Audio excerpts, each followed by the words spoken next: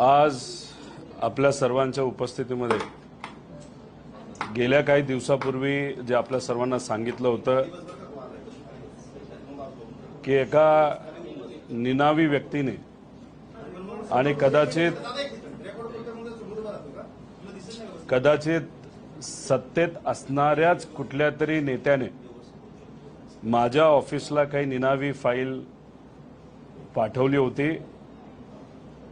अशा 11 फाईल आहेत आणि त्या निनावी व्यक्तीने माझ्याकडे फाईल का पाठवलं हे मला माहीत नाही, पण फाईलीचा अभ्यास केल्यानंतर 11 पैकी 2 फाईल आज इथं मी आणलेल्या आहेत आणि त्याच्याबद्दल काही प्रमाणात मी बोलेल। खरं तर तसं बघितलं तर याचा जो आकडा आहे तो इतर फाईलपेक्षा लहान आकडा आहे, पण ज्या विभागामध्ये दलाली घेतली गेली, भ्रष्टाचार झाला, ते विभाग अतिशय महत्त्वाचे आहेत, कारण ते सामान्य लोकांसाठी निगडीत आहेत। जास्त न बोलता पहिली फाईल इथं मी वाचून दाखवत आहे।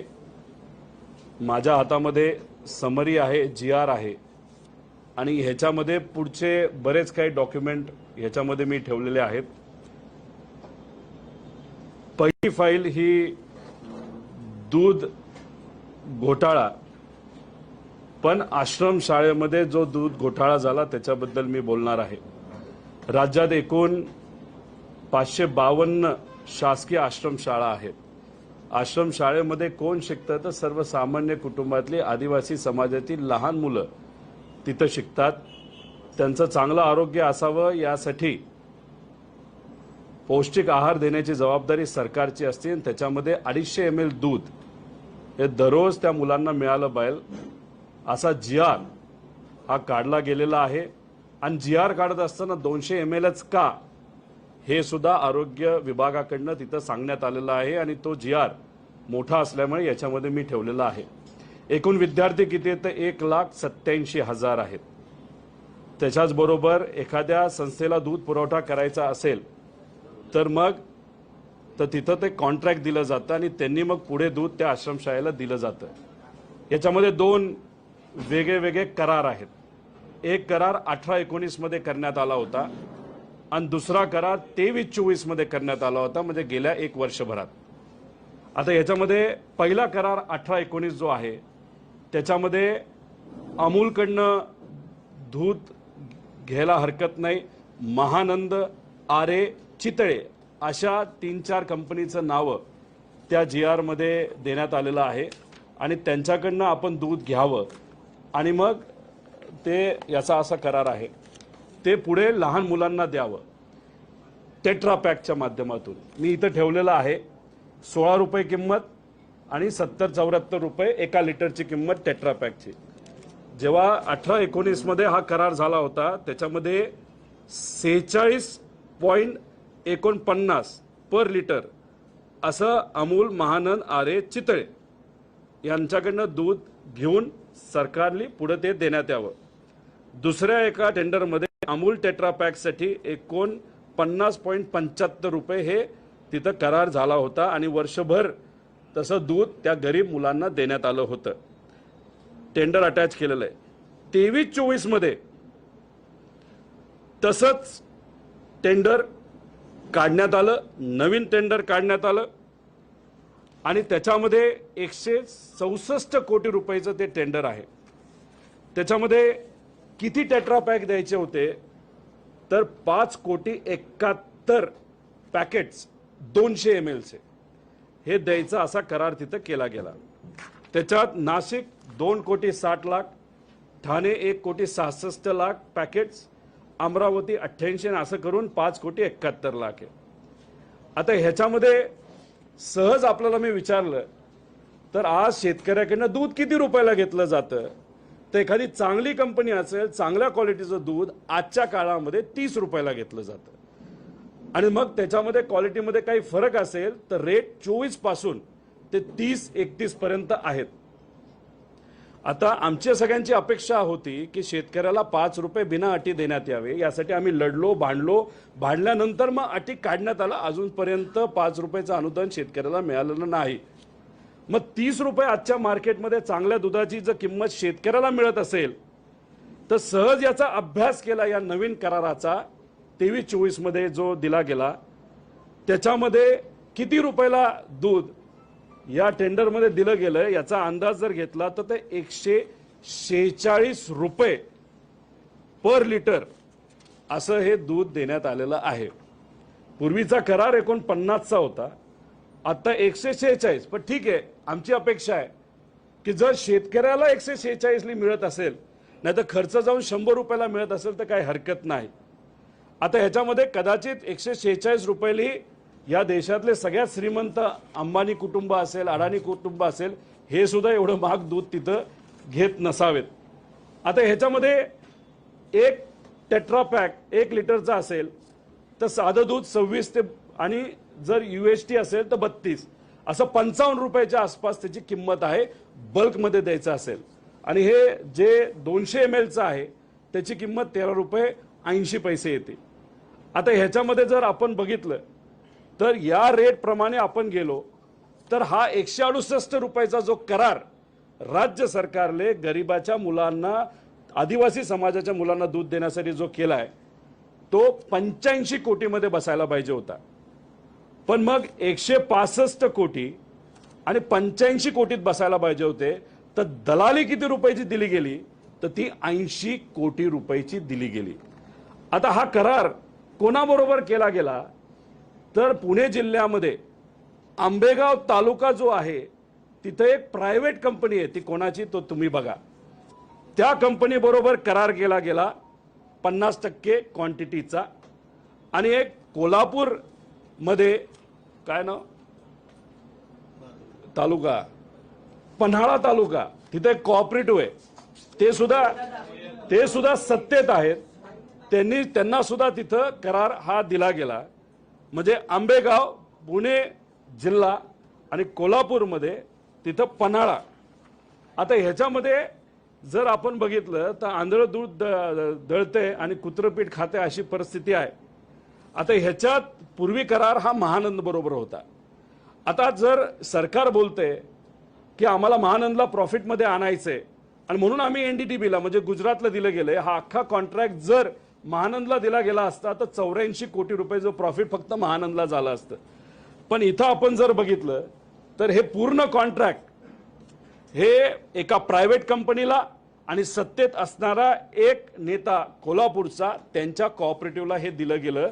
आणि ह्याच्यात जे दूध शेतकऱ्याकडनं 30 रुपयाला घेतलं गेलं तेच दूध गरिबाच्या पोरांना सरकारच्या माध्यमातून हे 183 रुपये पर लिटर हे दिलं गेलं। आणि ह्याच्यात 80 कोटीची दलाली ही घेण्यात आली होती।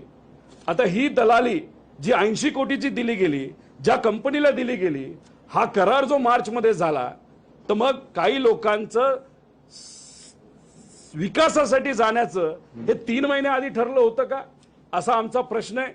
आणि मग हे 80 कोटी रुपये जे अतिरिक्त दिले गेले हे सरकार त्या कंपनीकडनं हे परत पैसे घेणार आहे का, याच्यामध्ये सखोल चौकशी ते करणार आहेत का? आणि ही जी दलाली आहे 50% आणि 80 कोटीची ही परत सरकार त्यांच्याकडनं घेणार आहे का, याच्याबद्दलचं पत्र हे मी PMOला पण देणार आहे, CMOला पण देणार आहे। आणि तसंच पत्र सुद्धा जे काय अँटी करप्शनच्या एजन्सी आहेत त्यांना ते देणार आहे। आणि याच्यात ते झालं पाहिजे। त्यामुळे या दुधाच्या आदिवासी मुलांच्या ह्याच्यात 80 कोटीची दलाली या गेल्या 10 महिन्यामध्ये 2 प्रायव्हेट कंपन्याला दिली। आणि या कंपन्या कुणाच्या आहेत, कशाच्या आहेत, याचा एक अभ्यास कुठेतरी तिथं झाला पाहिजे। जे लोक म्हणतायत आज आम्ही सत्तेत विकासासाठी गेलो, त्या लोकांनी कुठेतरी आता शेतकऱ्याला सांगितलं पाहिजे, त्या शेतकऱ्याकडनं 30 रुपयाला तुम्ही घेता दूध आणि तेच दूध तुम्ही 143ला जर विकत असाल तर विकास हा शेतकऱ्याचा आहे का तुमच्या मित्राचा आहे का मित्राच्या कंपनीचा आहे, हे कुठेतरी आता सामान्य लोकांना सांगण्याची वेळ आलेली आहे। आणि दुसरी वाईट गोष्ट अशी की जो GR आहे, बेसिक GR आरोग्याचा, त्याच्यामध्ये एका मुलाला दिवसाला 250 ml दिलं गेलं पाहिजे। पण हा जो नवीन कॉन्ट्रॅक्ट झाला तो फक्त 200 ml चा झालाय। म्हणजे 50 ml हे त्या गरीब मुला मुलीला तिथं कमी जाणार आहे। हा झाला पहिला आदिवासी दूध घोटाळा। आता ह्याच्यामध्ये मी दुसरा विषय इथं घेणार आहे, तो आहे समाज कल्याणचा. आता ह्याच्यामध्ये 25% दलालीचा मुद्दा आहे. आता सामाजिक न्याय विभागाच्या अंतर्गत मागासवर्गीय विद्यार्थ्यांना पौष्टिक आहार दिला जातो. किती वसतिगृह आहेत? तर 443 आहेत. विद्यार्थी किती आहेत? तर त्याच्यामध्ये 42,000 आहेत. आणि 93 शासकीय निवासी शाळा आहेत, त्याच्यामध्ये 14,000 विद्यार्थी आहेत. म्हणजे 57,000 विद्यार्थ्यांचा आरोग्याचा, गरीब कुटुंबाच्या, SC समाजाच्या मुला मुलींचा हा मुद्दा आहे. इथं सुद्धा या दलाली सरकारने 25% दलाली घेतलेली आहे. ह्याच्यामध्ये सुद्धा 2 करार आहेत, 2 GR काढण्यात आले आहेत. टेंडर आहे, शासन निर्णय 2019-20 आहे, ज्याच्यामध्ये स्थानिक स्तरावर निविदा काढून कंत्राट दिले गेले. म्हणजे अमरावतीला, छत्रपती संभाजीनगरचं त्यांना, पुण्याचं पुण्याला, असं डिसेंट्रलाइज पद्धतीने करार हे दिले गेले होते. तेव्हा सरासरी किती रुपये पर स्टुडंट होतं? तर 4,000 रुपये पर स्टुडंट होतं, पर मंथ असा कॉन्ट्रॅक्ट होता. म्हणजे उदाहरण, वर्ध्याला 3,451 रुपयाचा करार होता. यामध्ये दुधाचं 255 वेगळे आणि GSTचे 262 वेगळे. म्हणजे तसं बघितलं तर वर्ध्यासाठी 3,400 नाही तर 3,000 रुपयाचा करार हा 19 आणि 20 मध्ये केला गेला होता. आता 23-24 म्हणजे सत्ता बदल झाला. काही लोक विकासासाठी गेले, काही लोकांना मंत्रीपद मिळत नव्हतं. मग कदाचित व्यक्तिगत लाभ देण्याचा प्रयत्न केला गेला आहे का, असं कुठंतरी आहे. आणि नेत्यांचे लाड पुरवण्याचा प्रयत्न या सरकारने केला गेला आहे का, असा विषय याच्यामध्ये आहे. 23-24 मध्ये कॉन्सेप्टच बदलला. पूर्वी डिसेंट्रलाइज होतं, तिथलं दिलं जात होतं. क्वालिटीवर सरकार आणि अधिकारी कंट्रोल करत होतं. इथं यांनी काय केलं तर अख्खा GR बदलून हे सेंट्रलाइज केलं. आणि हे किती रुपयाचं टेंडर आहे? तर वर्षाला 350 कोटीचे 3 वर्षासाठी आहे. 1,050 कोटी रुपयाचं हे टेंडर आहे 3 वर्षासाठी. आता ह्याच्यामध्ये नवीन टेंडरमध्ये रेट काय? तर नवीन टेंडरमध्ये 5200 रुपये ते 5400 रुपये स्ट्रेट रेट आहे. जसं पूर्वी अमरावतीला वेगळं, पुण्याला वेगळं असायचं, आता तसं नसून आता इथं एकच सेंट्रलाइज रेट हा दिला गेलाय, 5200 रुपये ते 5400 रुपये. आता ह्याच्यामध्ये तसं बघितलं तर जो आधीचा रेट आहे आणि जो आत्ताचा रेट आहे याच्यामध्ये 25% फरक आहे. म्हणजे 1200 ते 1400 रुपयाचा फरक आहे. पण काय वेगळं केलं यांनी?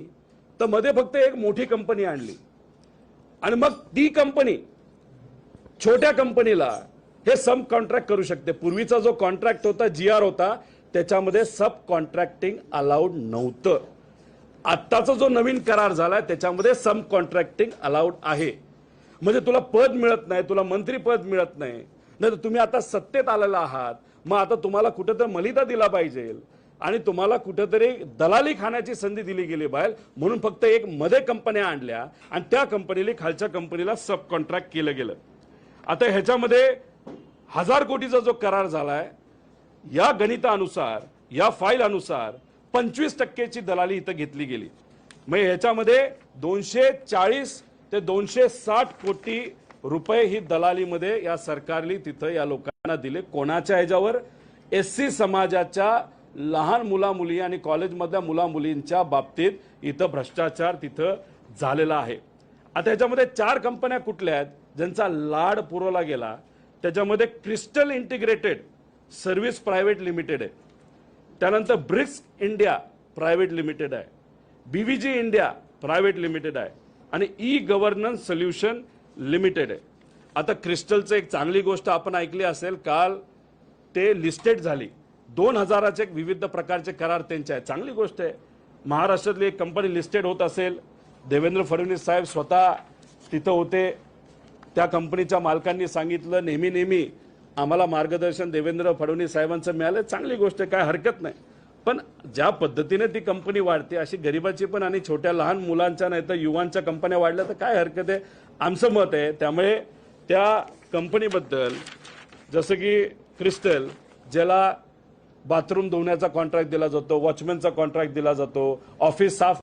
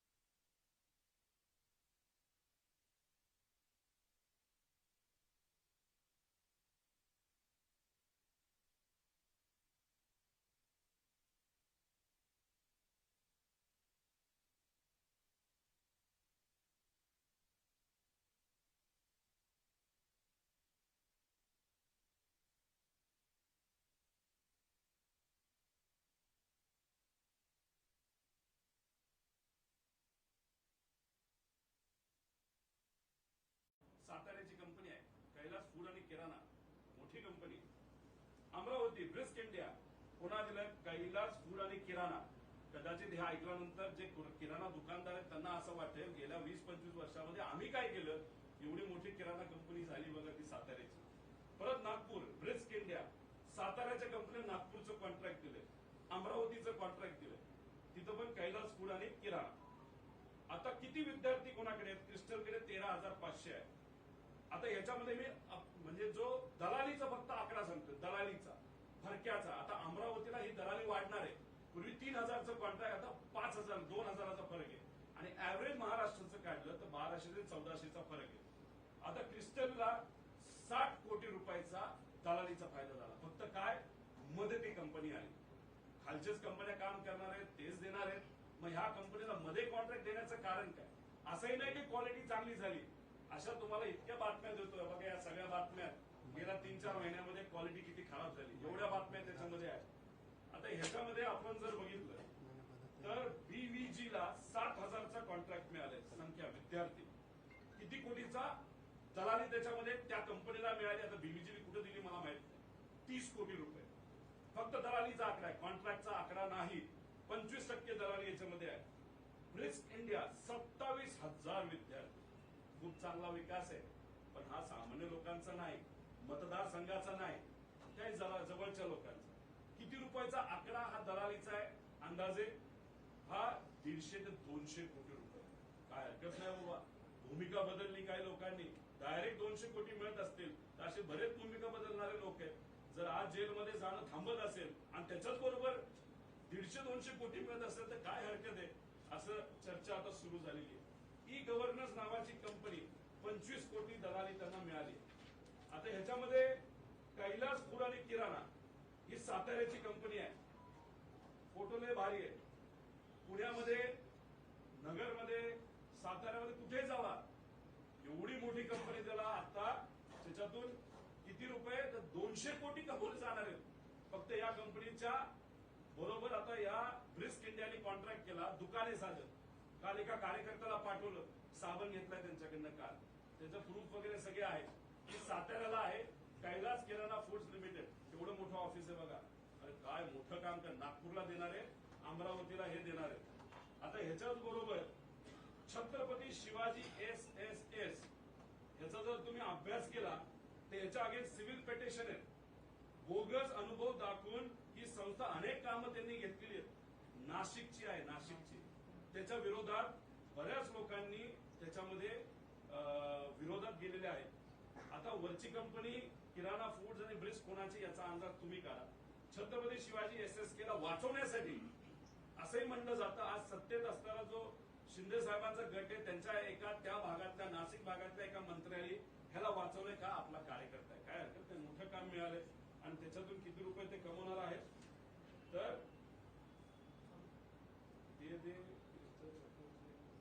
ते 25-30 कोटी रुपये. चांगले. क्रिस्टल 2 ते 1000 कोटी, मगाशी मी त्याच्याबद्दल बोललेलो आहे. तर ह्या सगळ्या गोष्टी आहेत. फक्त GR बदलायचा, GR बदलून त्या लोकांना तितकं फायदा मिळवून द्यायचा. DM एंटरप्राइजेस मुंबईमध्ये दालमार टावर मध्ये माणूस पाठवला होता काल. मुंबईमध्ये कुठे तुम्ही गेला तर तिथे खालच्या बाजूला अशा पद्धतीने एक लिस्ट लावली असते, कुठली कंपनीचं ऑफिस आहे, इथं कोण असतं, काय असतं. तिथे गेल्यानंतर वॉचमॅनला विचारलं, कदाचित वॉचमॅन बीव्हीजीच असेल असं मला वाटतं. त्यांना विचारलं, अरे बाबा तिथे DM एंटरप्राइजेस म्हणून माहितीये का? म्हणजे कोण हे असलं आम्हाला काय माहित नाही. दुसरं खाली जे काही पोस्टर लावला जातो जिथं नावं दिली जातात त्याच्यावर कुठेही त्यांचं नाव नाही. आणि ई गव्हर्नन्स बरोबर यांनी कॉन्ट्रॅक्ट तिथं केलेला आहे, त्या तिथं कुठेही त्यांचा नाही. त्यामुळे हे काय चाललंय तर हे दलाली सरकार आहे. 25% ते 40%, 50% दलाली हे करतं. इथं ओल्ड रेट्स आहेत, न्यू रेट्स आहेत, त्याच्याच बरोबर GR आहे, पुढचा GR आहे, हे सगळे डेटा त्याच्यामध्ये आहेत. त्यामुळे हे आज या सरकारमध्ये काय चाललंय तर फक्त पैसा खाण्याचा प्रकार चालू आहे. आणि मग जेव्हा आम्ही बोलतो, विषय मांडतो, तेव्हा आता आम्ही म्हणालो होतो की 1000 रुपये मुलांकडनं का घेताय, 100 रुपये घ्या. सरकार म्हणलं नाही, आपल्याकडे पैसे नाही आणि मुलं सिरियस झाली पाहिजे. आता बरे या तुमच्या नेत्यांना आणि तुमच्या जवळच्या लोकांना या कंपन्या दलाली देण्यासाठी तुमच्याकडे पैसा आहे, पण गरिबाच्या अडचणी सोडवण्यासाठी पैसा नाही. शेतकऱ्याला 5 रुपये अनुदान तुम्ही बिना अटी द्या असं आम्ही बोलतो, ते न देता एका दूधवाल्या कंपनीला तुम्ही सहजपणे 100 कोटी रुपये देता. यासाठी मात्र तुमच्याकडे पैसा आहे. एखाद्या अंगणवाडी सेविका नाही तर कोणालाही जर पैसा द्यायचा असेल मानधन वाढून ते देण्यासाठी तुमच्याकडे पैसा नाही, दलाली देण्यासाठी मात्र पैसा आहे. आणि इथं तुम्ही म्हणता की बाबानो आम्ही कोणालाही पैसे खाऊन देणार नाही. मग हे काय? आणि ह्या फक्त 2 फाईली आहेत.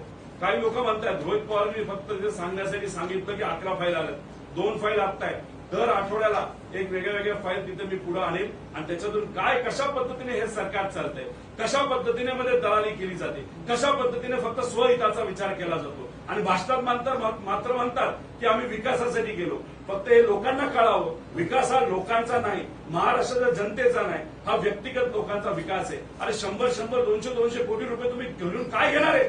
जर इलेक्शन मध्ये हा पैसा वापरला जाणार आहे, गुंडांचा वापर या इलेक्शन मध्ये होणार आहे. ह्या पैशाचा गरीबाच्या माथ्यावरचं लोणी खाऊन हा जो पैसा कमवलाय हा पैसा आता इलेक्शन मध्ये येणार आहे. त्यामुळे मी आपल्या सर्वांना सांगतो आणि या सरकारला सांगतो, या अधिकाऱ्यांना सांगतो की या कंपनीमध्ये जो भ्रष्टाचार चाललाय याच्याबद्दल तुम्हाला स्पष्टीकरण हे द्यावं लागेल. आणि आम्ही या बाबतीत लक्ष घालणार ते पत्र लिहिणारच आहे. आणि ज्या लोकांनी इथे येऊन बोललेलं आहे की आम्ही कुठेही भ्रष्टाचार करून देणार त्या लोकांना सुद्धा आम्ही पत्र सीएमओला पण लिहिणार, पीएमओला पण लिहिणार. आणि याच्यावर लक्ष घालणार. आणि जेव्हा सरकार आपलं सगळ्या फाईल माझ्याकडे आहेत त्याच्यानंतर आम्ही स्वतः लक्ष घालून आमच्या नेत्यांच्या माध्यमातून याच्यावर कारवाई करून जे काय खरंय हे लोकांसोबत आलं पाहिजे. पण हा पैसा जर सामान्य गरीब लोकांचा जर कुणी खाल्ला असेल तो परत दिलाच पाहिजे. आणि जे तुम्ही म्हणताय गरीबांच्या मुलांच्या परीक्षेसाठी तुमच्याकडे पैसा नाही, त्यांना योजना आणण्यासाठी पैसा नाही, सारथी, बार्टी, महाज्योती याच्यासाठी तुमच्याकडे पैसा नाही, आदिवासी समाजाच्या मुलांना न्याय देण्यासाठी पैसा नाही, तो पैसा हा मिळाला पाहिजे. आणि अशा पद्धतीने जो भ्रष्टाचार होतोय तो कुठेतरी थांबला गेला पाहिजे असं आमच्या सगळ्यांचं मत आहे. त्यामुळे हे सरकार काय आहे तर दलाली सरकार आहे. 25 ते 50% दलाली हे सरकार घेते. आणि याच्यावर जर आपल्या सर्वांना कोणाला प्रश्न असतील तर नक्कीच या 2 विषयावर मी बोलण्यासाठी तयार आहे. तुम्ही कुठेही असं विचारू नये की पुढच्या फाईल किती आहेत, कुठे. टोटल 11 फाईल आहेत, त्याच्या 2 फाईल आहेत, अजून 9 फाईल. आज 2 दिल्या, 9 फाईल आहेत. पण हे फक्त ट्रायल आहे, हे फक्त ट्रेलर आहे. इतर फाईल इतक्या मोठ्या आहेत त्या आकडे बघून कदाचित अनेक लोकांनी झोप मोडणार आहे. आणि हे मुद्दे आणत असताना काही लोकांनी मला सांगितलं कशाला अंगावर घेतोय. माझं एकच मत आहे, आम्ही भूमिका घेत आदरणीय पवार साहेबांबरोबर आणि स्वाभिमानी महाराष्ट्राबरोबर शिवशाहू फुले आंबेडकरांच्या विचाराबरोबर राहिलेलो आहे. आम्ही घाबरणारे नाहीत. आम्ही हे मुद्दे आणत राहणार. ह्या ज्या काही चुकीच्या गोष्टी घडलेल्या आहेत त्या लोकांसमोर आल्याच पाहिजेत यासाठी आम्ही प्रामाणिकपणे प्रयत्न करणार. कदाचित याबद्दल माझ्यावर टीका होईल, माझ्यावर कदाचित कारवाई होईल, पण स्वाभिमानी मराठी माणूस यालाच म्हणतात जो कारवाईला स्वतःचा विचार न करता या महाराष्ट्राचा, अखंड महाराष्ट्राचा विचार करतो. आणि ते आम्ही सर्वजण मिळून करत आहोत. धन्यवाद. आंबेगाव आणि कोल्हापूर आता एवढे तुमच्याकडे कागदपत्र आहेत, सगळ्यांना बघायला वेळ होणार नाही. नावं सांगा ना. पराग डेअरी आहे जी आंबेगावची डेअरी आहे, प्रायव्हेट कंपनी आहे. त्याच्यामध्ये कोण काय कसं याचा अंदाज तुम्ही सर्वजण काढा. त्याच्याच बरोबर जी कोल्हापूरची डेअरी आहे ती वारणा दूध डेअरी आहे. आता याच्या मागे कोण कसं याचा एक अंदाज करा. आमचं मत एवढंच आहे, तुम्हाला जर सरकार 150 रुपये देते प्रति लिटर आणि इथं जर मार्केटमध्ये दूध स्वस्तात मिळत असेल मग तो पैसा आंबेगावच्या शेतकऱ्याला का नाही मिळाला पाहिजे. आंबेगावच्या शेतकऱ्याला 27 रुपये तुम्ही देता. आमची मागणी आहे आंबेगावच्या शेतकऱ्याला, कोल्हापूरच्या शेतकऱ्याला या कंपनीच्या माध्यमातून 100 रुपये जे अतिरिक्त तुम्ही कमवतात ते 100 रुपयाचा भाव आमच्या शेतकऱ्याला मिळाला पाहिजे. आणि जर तुम्ही तो भाव देणार नसाल तर मग जे अतिरिक्त पैसे तुम्ही खाल्लेत ते परत सरकारला तुम्ही द्यावा आणि सरकारने या लोकांवर कारवाई करावी. कोण मंत्री आहेत, आदिवासी विभागाचे कोण मंत्री आहेत, ते कुठल्या समाजाचे आहेत, आदिवासी समाजाचे आहेत. मग त्यांनी या मुलांवर का अन्याय केला, या मुलांच्या नावावर का पैसा खाल्ला हे कुठेतरी सांगितलं पाहिजे. आणि मग आपल्या समाज कल्याण विभागाचे कोण मंत्री आहेत याचाही अभ्यास कुठेतरी झाला पाहिजे. त्यांनी याच्याकडे दुर्लक्ष केलं का मधल्या नेत्यांना फक्त मोठं करण्यासाठी का दुसऱ्या नेत्याने सांगितलं म्हणून डोळे झाक करून तुम्ही सहजपणे तिथे हे कॉन्ट्रॅक्ट केले ज्याच्यातून तुम्ही महिन्याला, वर्षाला 90 कोटी रुपये, पण 3 वर्षाचे 300 कोटी रुपयाच्या आसपास तुम्ही तिथं भ्रष्टाचार झालाय. फक्त काय मध्ये एक कंपनी आणली, घरी बसून पैसा कमवायचा. म्हणजे आम्ही सगळ्यांनी कष्ट करून कंपनी वाढवली तर आमच्यावर कारवाई करायची. गरीबाची मुलं कंपनी चालू करण्याचा प्रयत्न करतात तेव्हा बँकेतून पैसे मिळत नाही आणि फक्त तुमच्या नेत्यांना पद देता येत नाही. नाही तर तुम्ही आता इम्पोर्ट केले दुसऱ्या पक्षातून म्हणून त्यांना 100, 200 कोटी रुपये तुम्ही देता. अरे काय बाबा करामती खेळ रे. हे दलाली सरकार आहे असं साफ आमचं ठाम मत झालेलं आहे. दादा तुम्ही बोलताना नाव कोणाची घेत नाही, पण तुम्ही बोलताना म्हणाला की भाषणातून सांगतात विकासासाठी गेलो. पराग आणि दुसरी कंपनी मराठा कंपनीतून अजित पवार गटाचे नेते आहेत, एकनाथ शिंदे गटाचे नेते आहेत. मंत्री कुठल्या पक्षाचे आहेत? मी एकच सांगतो, समाज कल्याण हे आदरणीय मुख्यमंत्री साहेबांच्या अंतर्गत येणारा विषय आहे आणि जो आदिवासी विभाग आहे तो अजितदादांच्या अंतर्गत येणारा विषय आहे. पण त्याच्यात खोलात गेलं तर त्यात बीजेपीचे पण नेते दिसत आहेत, त्याच्यात अजितदादांचे नेते सुद्धा दिसत आहेत. म्हणजे म्हणतो ना की आम्ही कष्टातून कंपन्या मोठ्या केल्या आणि त्या कष्टातून मोठ्या केलेल्या कंपन्या राजकारण येण्याआधी त्यात तुम्ही अडचण आणता आणि दुसरीकडे तुम्ही राज्यकर्ते आहात, तुम्ही पदं उद्भवली आहेत नंतर भोगली आहेत आणि मग तुम्ही आधी राजकारणात येता आणि मग स्वतःच्या कंपन्या काढता आणि सहजपणे तुम्हाला प्रॉफिट 50, 150, 200 कोटीचा फक्त भूमिका बदलली म्हणून, सत्तेत गेला म्हणून, साहेबांना सोडून गेला म्हणून. पण हे कितपत योग्य आहे? स्वहितासाठी. मात्र भाषणामध्ये तुम्ही बोलत असताना काय बोलता? लोकांसाठी, विकासासाठी. मग याच्यावर तुम्ही उत्तर द्या. दादा प्रश्न असा आहे ना, त्यांनी टीका करताना थेट तुमचं नाव घेतलं, तुमच्या कारखान्याचं नाव घेतलं, रोहितपवार नाटक झाली, तिथपर्यंत नाव घेतलं, तुम्ही का नाव घेत नाही? याच्यावर मी कोणावर नाव घेण्यासाठी इथं बसलेलो नाही. मी फक्त गरीबाचा जो पैसा हा फक्त नेत्यांना आणि कार्यकर्त्यांना, पदाधिकाऱ्यांना कशात घालण्याचं प्रकरण जे सरकारने सुरू केलेलं आहे, अशा बऱ्याच फाईल आहेत. शुभचिंतकांनी कदाचित त्या फाईल माझ्याकडे पाठवल्या, तर अजून रिसर्च करून मी काही गोष्टी ऍड केलेल्या आहेत. या सगळ्या गोष्टी कुठेतरी लोकांसमोर याव्यात यासाठी आम्ही बोलत आहोत. आणि भाषणं काय करतात तर जातीमध्ये वाद निर्माण करतात आणि त्याच्याच बरोबर धर्मामध्ये वाद निर्माण करतात. त्याच्याबरोबर पवार साहेबांच्या विरोधात बोलतात, मोठ्या मोठ्या नेत्यांबद्दल बोललं जातं. त्याच्याचबरोबर गेल्या 50 वर्षात काय झालं बोलतात. तुम्ही इथं ते चालू ते बोला ना. आमचं मत आहे की मुद्द्याचं बोला आणि टू द पॉइंट येऊन तुम्ही हा जो भ्रष्टाचार करताय तो कुठेतरी लोकांसमोर आला पाहिजे, एवढंच आमचं सगळ्यांचं मत आहे.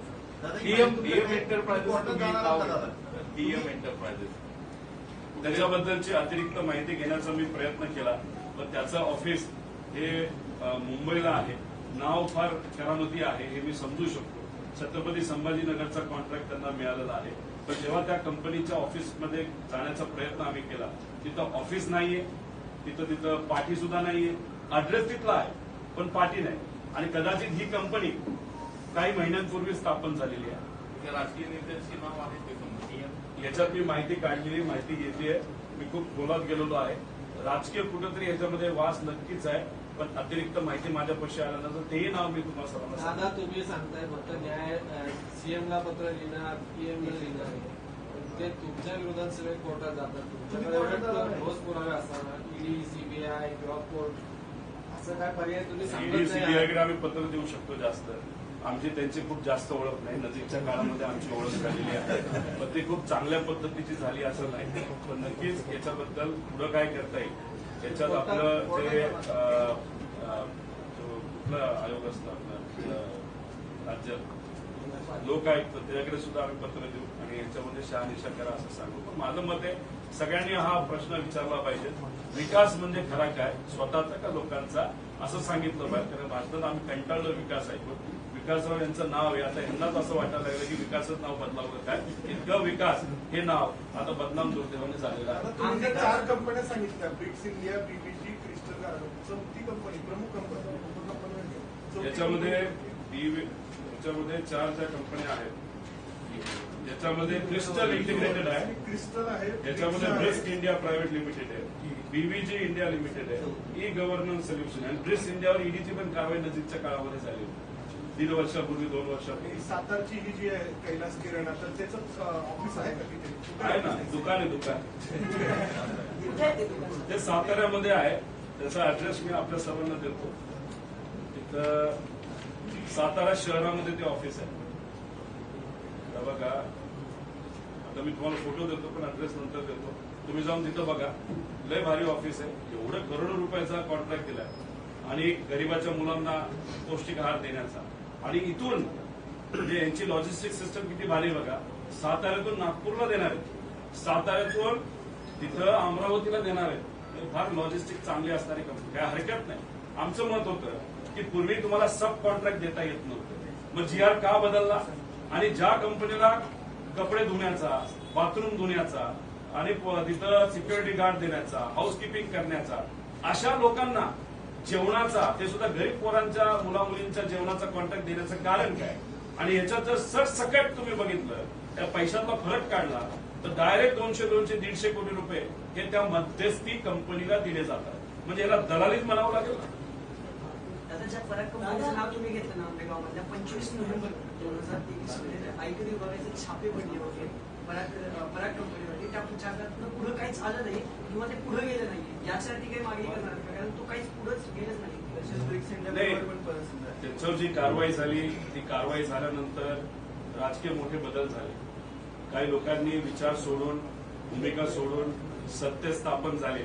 पण सत्य स्थापन झाल्यानंतर नुकसान झालं नाही. लोकांचं नुकसान झालं, विचाराचं नुकसान झालं, पण व्यक्तिगत त्या कंपनीचं, त्या कंपनी ज्यांच्या मार्गदर्शनाखाली चालते त्यांचं खूप नुकसान झालेलं दिसत नाही. उलट नफा, तो सुद्धा 50 कोटीचा नफा हा झालेला तिथं दिसतो. तुमच्या जीवाला धोका आहे असं पत्र सुप्रिया साहेबांनी पोलीस अधीक्षकांना लिहिलेलं काय झालं होतं? कोणी धमक्या दिल्या? त्याच्यावर बोलतो. आता या दोन विषयावर कोणाचं काय म्हणणं आहे का? कंपनी जी आहे ना, ब्रिक्स कंपनी, हसन मुश्रीफांचे आम्ही नाव घेतो. हसन मुश्रीफांच्या जवळच्या जी कंपनी असल्याचे आरोप अनेकदा झाले, ते आता सत्तेत आहेत. ब्रिक्स कंपनी जे ऑफिस होतं तिथे देखील ईडीचे अधिकारी 24 तास बसले होते. नाव याच्यासाठी घेतलं की आरोप तसे झाले होते ब्रिक्स इंडिया. असं म्हणलं जातं त्याच्यामध्ये त्यांचे जावई हे डायरेक्टर होते. कंपनीचं जे ऍड्रेस आहे ते कोल्हापूरचं आहे आणि कुठल्या तरी एका कंपनीचं पूर्वीचा ऍड्रेस त्यांच्या घराचा ऍड्रेस आहे.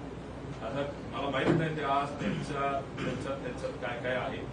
सुरुवात तर त्यांची कुणी केली असेल. विषय नेता नाही, विषय एवढाच आहे, जी सामान्य लोकांनी दिशाभूल केली जाते. आम्ही विकासासाठी गेलो, पण विकास हा सगळ्या गोष्टी बाजूला ठेवा. हा डायरेक्ट सरसकट भ्रष्टाचार आहे. दिवसा ढवळ्या जसा लोकांना गोळ्या घातल्या जातात, तसा दिवसा ढवळ्या इथं पैसे खाण्याचं काम या मंत्रालयामध्ये सुरू आहे.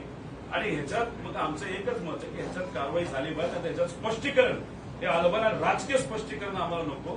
आम्हाला आकडे सकट विथ प्रूफ तिथं स्पष्टीकरण. चंद्रकांत गायकवाड जे आहेत मुस्लिमांच्या जवळचे होते, याच कंपनीवर ईडीची कारवाई झालेली होती. हीच कंपनी की मुंबई? दोन ब्रिक्स कंपन्या, पण दोन्ही एकाच मालकाच्या आहेत. एक कारखाना चालवते आणि एक स्वच्छतेचं काम करते. आता स्वच्छतेचं काम करते, पण ते महाराष्ट्र सरकारची तिजोरी स्वच्छ करायला लागल्यानंतर आम्ही तर त्याच्या विरोधात बोलणार होतो. ठीक आहे, तुम्ही कंपनी स्वच्छ करा, तुम्ही अजून काय स्वच्छ करा, वॉचमन द्या, पण इथं डायरेक्ट तिजोरीवर तुम्ही डल्ला टाकायला लागलं, आम्ही कसं शांत बसू? या कंपनीवरती जेव्हा ईडीची कारवाई सुरू होती तेव्हाच ही कंत्राट आहेत का? म्हणजे इकडे कारवाई सुरू असताना कंत्राट आहेत की कालावधी वेगळा आहे? नाही, माझा अंदाज आहे की हे जे दुधाचे कॉन्ट्रॅक्ट आहेत ते 3 महिने आधी, राष्ट्रवादी फुटायच्या आधीचा विषय आहे. त्याच्या आधीच कारवाई सुरू? त्याच्या आधी कदाचित ऍडजस्टमेंट आधीच झाली असेल असं आपल्याला म्हणावं लागेल. आणि त्यानंतर जी दुसरी कॉन्ट्रॅक्ट आहे ते सुद्धा तसं बघितलं तर पूर्वीपासूनचं कॉन्ट्रॅक्ट आहे. म्हणजे मार्च अखेरीस ते कदाचित 3 वर्षासाठी कॉन्ट्रॅक्ट आहे. 1 वर्ष आता संपत आलेलं असतं. आपले विकास पुरुष जे आहे ते पूर्वीपासून निर्धावलेले आहेत असं म्हणता येईल.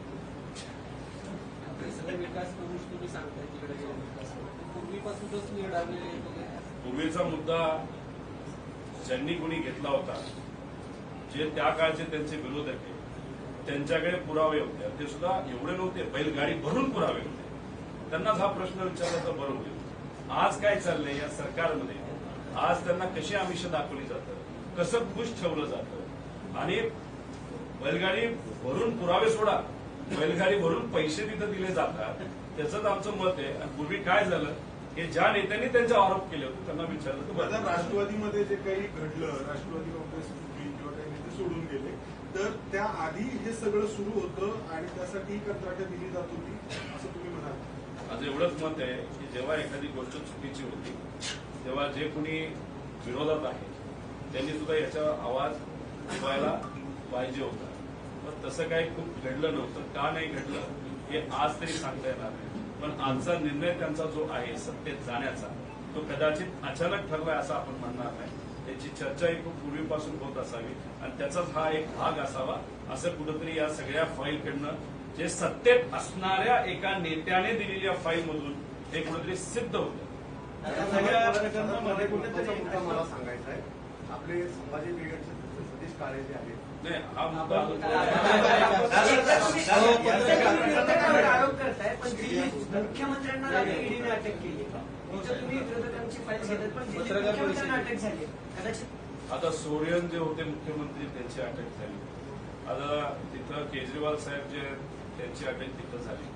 म्हणजे आता तसं आपण जर बघितलं, जी गोष्ट 2024 नंतर जर भाजप सत्तेत आली म्हणजे या देशावर हुकुमशाही येईल असं आपण म्हणतो, त्याची सुरुवात ही आतापासूनच त्यांनी केलेली आहे. कुठलेही पुरावे नसताना तुम्ही जर सहजपणे एका राज्याच्या मुख्यमंत्र्याला उचलता जेलमध्ये टाकता म्हणजे जे 2024 नंतर होणार आहे त्याची एक झलक म्हणजे ट्रेलर कुठेतरी आज भाजपने दाखवलेलं आहे. म्हणून मी सामान्य लोकांना म्हणतोय की भाजप हे द्वेष करणारा पक्ष आहे. भाजप सुडाचं राजकारण करतं आणि मग आवाज दाबण्याचा प्रयत्न केला जातो. उद्या जाऊन संविधान आणि लोकशाही कदाचित त्या देशामध्ये राहणार नाही जर भाजप सत्तेत आलं. म्हणून या गोष्टीची नोंद घेत आपल्या सर्वांनी तो निर्णय घेतला पाहिजे. आणि त्याच्याच बरोबर दिल्लीची जी स्वाभिमानी जनता आहे त्या जनतेबरोबर आणि अरविंद केजरीवाल साहेबांबरोबर, तसंच उत्तराखंडची पण जी झारखंडची जी जनता आहे त्या जनतेबरोबर सुद्धा महाराष्ट्राची स्वाभिमानी जनता आहे. दादा पुन्हा एकदा त्या व्यवहाराबद्दल राष्ट्रवादी फुटी दरम्यान किंवा यापूर्वी ही सगळी डील चालली होती तुम्ही म्हणताय. मग तुम्हाला किंवा साहेबांना असं अंधारात ठेवून ही डील करण्यात आली होती की तुम्हाला माहिती होतं म्हणून तुम्ही आवाज उठवला नाही या सगळ्या प्रकरणात? आता फाईल माझ्याकडे कुणी दिली, ती फाईल आल्यानंतर अभ्यास केला. अभ्यास केल्यानंतर आम्हाला या गोष्टी समोर आल्या. त्या फाईल आधी आल्या असत्या तर मी अभ्यास नक्कीच केला असता. माझ्याकडे एखादी फाईल आली तर मी व्यक्तिगत हितासाठी वापरत नाही, ती सहजपणे मीडियासमोर आणि मीडियाच्या माध्यमातून लोकांसमोर देण्याचा प्रयत्न तिथे केला जातो. हे वेगळ्या पद्धतीने काही गोष्टी जे काही कोणी करत असतील ते आम्ही तरी करत नाही. राहिला प्रश्न साहेबांच्या बाबतीतला, साहेबांचा विश्वास या सर्व नेत्यांवर खूप जास्त होता आणि तुम्ही विश्वासघात झालेला हे नक्कीच तिथं बघितलेलं आहे. आणि मग विश्वास टाकून जेव्हा आपण लोकांच्या हिताची कामं होत आहेत अशी अपेक्षा धरतो, त्याच्यामध्ये स्वहित सुद्धा जर काही लोक करत असतील तर मग ती जी लोक आहेत त्यांच्यावर कुठे ना कुठेतरी येत्या काळामध्ये कारवाई झाली बरं असं आमचं म्हणणं आहे. हे टेट्रापॅकचं दूध आहे का अधिक काय कलर आहे? हे टेट्रापॅकचं दूध आहे. हे जे छोटं पॅकिंग आहे 3-3.5 रुपयाचं असतं. हे मोठं जे पॅकिंग आहे ते 8 ते 9 रुपयाचं असतं. याच्यामध्ये युएसटी दूध वापरलं जातं. ते 2-3 रुपये थोडंसं महाग असतं, त्याला प्रक्रिया केली जाते. आणि त्याच्याच बरोबर याची जी किंमत आहे ही किंमत आहे 16 रुपयाला दूध आहे. 200 ml दिसतंय. आणि हे जे आहे हे ते 70 रुपयाला आहे, जे 1 लिटरचं दूध आहे. आणि ह्याच्याच अगेन्स्ट अमूलचं आता दूध आहे, म्हणजे क्वालिटी दूध आहे ना, आपण पण पितो, लागलं तर मी तुमच्या समोर इथं पितो. आता हे दूध जर 74 नाही तर 70 रुपयाला असेल, ते जर 150 रुपयाला देत असेल तर दलाली किती रुपयाची? तर 50%ची दलाली, म्हणजे 70-75 रुपयाची दलाली ही आजच्या काळामध्ये आजच्या काही कंपनीला नेत्यांच्या जवळच्या कंपनीला तिथे दिली जाते. आणि ही दलाली थांबली पाहिजे आणि हे सरकार दलाली सरकार आहे असा आमचा थेट आरोप आहे. हे फक्त जेवणाचं जे तुम्ही बोललात त्यांचं काय दराने जेवणाला प्रत्येक विद्यार्थ्याला त्याच्यामध्ये अमरावती दर तर 3,000 रुपयाच्या आसपास जीएसटी वगैरे काढला पूर्वीचा, आता तो 5200 ते 5400 रुपये आहे. म्हणजे तिथं अमरावतीला 2,2400चं प्रॉफिट आहे.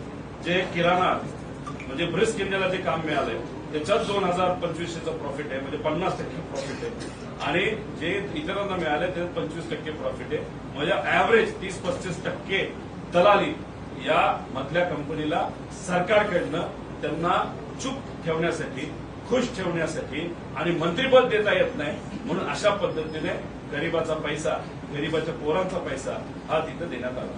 आता तुमचे बंधू युगेंद्र पवार प्रचार करत असताना त्यांना घेराव घालण्यात आला. अजित पवार गटाचे कार्यकर्ते असं सांगण्यात आलं. काल सुप्रिया सुळे यांनी पुणे एसटीने एक पत्र लिहिलं, तुम्हाला आणि युगेंद्रना पोलीस सुरक्षा द्यावी, जीवाला धोका आहे असं वाटतंय तुम्हाला? सुप्रियाताईंचं प्रेम आहे, कुठेतरी त्यांच्या मनामध्ये एक शंका आली असावी, नाहीतर कुठेतरी एक म्हणतो ना आपल्या कुटुंबाबद्दल काय होऊ नये चुकीचं, या हेतूतून त्यांनी ते पत्र दिलं असावं. आणि त्याच्याच बरोबर टीव्हीवर आणि मोठे नेते जे गुंडांबरोबर फोटो काढतात, मोठ्या मोठ्या जे मर्डर केलेली लोक आहेत त्यांच्याबद्दलची फोटो रील हे आपण बघतो. माझ्या मतदारसंघातल्या एका मोठ्या गुंड्याला अजितदादांनी तिथं जवळ केलं अशी चर्चा आहे. त्या सगळ्या गोष्टीकडे बघून कदाचित त्यांना ती काळजी वाटली असावी.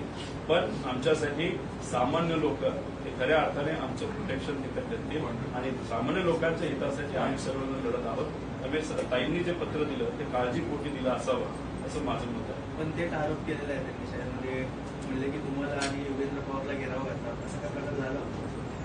कुठंतरी टीव्हीवर मी युगेंद्रच्या बाबतीतला विषय बघितला. आता कसं आहे की जर गरिबाच्या पोरांना तुम्ही नोकरीवरनं काढत असतात का त्यांनी साहेबांची ट्विट केली, पोस्ट केली आणि असं एक नाही, असे 9-10. त्याच्याच बरोबर काही सामान्य लोकांनी फक्त सुप्रियाताईंचा एक कार्यक्रम घेतला म्हणून त्यांच्या दुकानावर तुम्ही कारवाई करता, दुकान बंद करता. त्याच्याच बरोबर व्यापारी हे पवार साहेबांच्या कार्यक्रमात जायचं म्हणतात आणि तिथं तुम्ही म्हणता की जायचं नाही तर तुमच्याकडे बघतो. हे सगळे कुठेही लोकांना न पडणार आहे. आता महाविकास आघाडीतल्या पक्ष असणाऱ्या काँग्रेसच्या उमेदवारी जाहीर झालेल्या आहेत, मात्र पुण्यातल्या काँग्रेसच्या उमेदवाराला काँग्रेसमधूनच विरोध होताना पाहिजे. जो निवडून येणारा उमेदवार असतो त्याच्या विरोधात काही ठराविक लोक कधी कधी विरोध नाही तर आंदोलन करत असतात. त्या जो आंदोलन करणाऱ्या लोकांना जर आपण समजून सांगितलं तर मला असं वाटतं ते स्वीकारतील. आपल्याला तिकीट मिळावं आणि ते मिळालं नाही म्हणून आंदोलन करणं हे खूप योग्य नाही असं मला वाटतं. आपण जर याच्या विरोधात लढत असू बीजेपीच्या तर मग तिथं कुठं ते स्वहित बाजूला ठेवून लढणं जास्त दादा शेवटचा प्रश्न, दादा.